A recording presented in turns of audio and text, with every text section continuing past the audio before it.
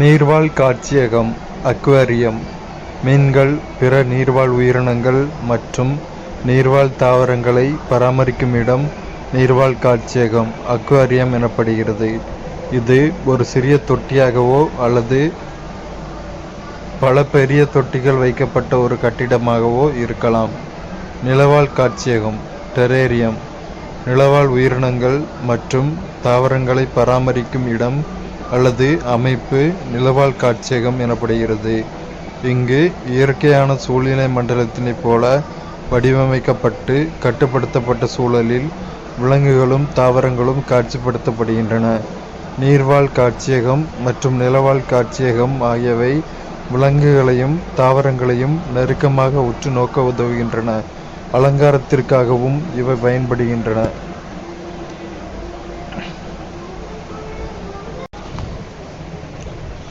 படைப்பாக்க மறுபயன்பாடு படைப்பாக்க மறுபயன்பாடு அல்லது உயர் சுழற்சி என்பது கழிவுப் பொருட்கள் அல்லது தேவையற்ற பொருட்களை உயர்தரமான மற்றும் சுற்றுச்சூழல் மதிப்புடைய பொருட்களாக மாற்றி பயன்படுத்துதல் ஆகும்.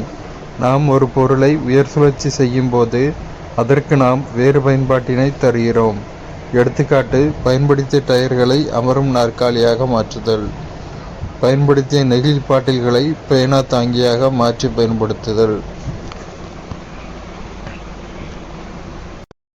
மனிதர்களுக்கும் தாவரங்களுக்கும் இடையேயான தொடர்பு மற்றும் தாவரங்களின் பொருளாதார பயன்பாடு ஆகியவற்றை பற்றி படிக்கும் அறிவியல் பிரிவு பொருளாதார தாவரவியல் எனப்படுகிறது.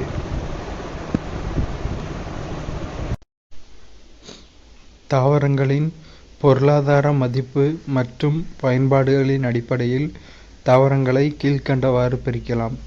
உணவு தாவரங்கள், நறுமண தாவரங்கள், மருத்துவ தாவரங்கள், நார்த்தாவரங்கள். உலக உணவு தினம் அக்டோபர் 16. அனைவருக்கும் உணவு பாதுகாப்பையும் சத்துணவின் தேவையையும் வலியுறுத்தி உலக உணவு தினம் கடைபிடிக்கப்படுகிறது. ஐக்கிய நாடுகள் அவையின் உணவு மற்றும் வேளாண் நிறுவன அமைப்பு ஒவ்வொரு ஆண்டும் ஒரு கருப்பொருளை மையமாக கொண்டு உலக உணவு தினத்தினை கொண்டாடுகிறது. இந்த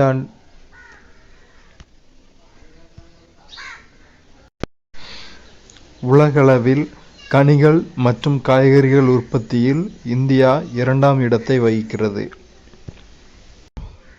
தாவர பெயர் பயன்படும் பாகம் மருத்துவ பயன்கள். நெல்லி கனி வைட்டமின் சி சத்து குறைவால் வரும் ஸ்கர்வி போன்ற நோய்களுக்கு மருந்தாக நோய் எதிர்ப்பு சக்தியை மேம்படுத்த. துளசி இலை விதை இருமல், சளி, மார்புச்சளி மற்றும் மூச்சுக்குழாய் அழற்சியை குணப்படுத்த.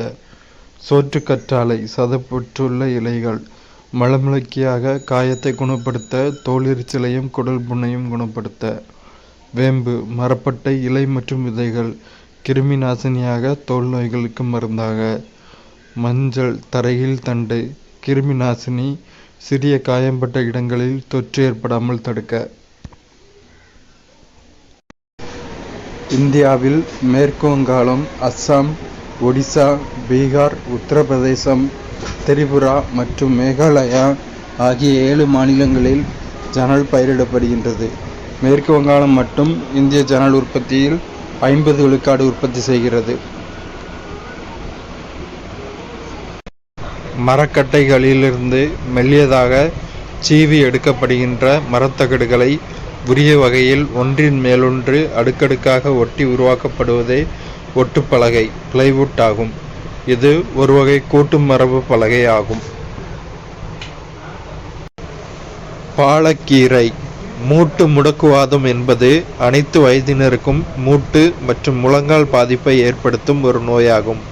இந்த நோய்க்கான மருந்தினை பாலக்கீரையிலிருந்து தற்போது மத்திய மருந்து ஆராய்ச்சி நிறுவன CDRI Central Drug Research Institute Lucknow விஞ்ஞானிகள் நானோ உருவாக்கத்தின் நானோ ஃபார்முலேஷன் மூலம் உருவாக்கியுள்ளனர்.